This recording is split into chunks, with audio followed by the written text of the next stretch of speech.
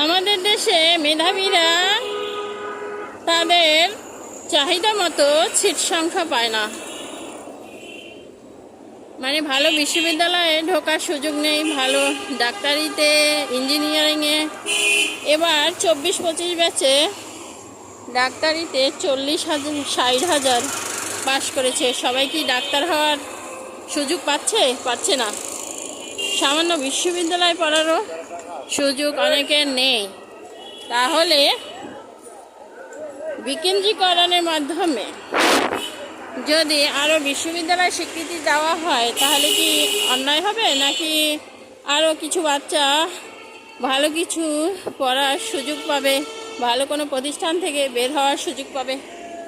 এ দাবি কি চাওয়া অন্যায়? ভালো কিছুকে সাদরে অভ্যর্থনা জানাতে বাঙালি কখনোই শেখেনি।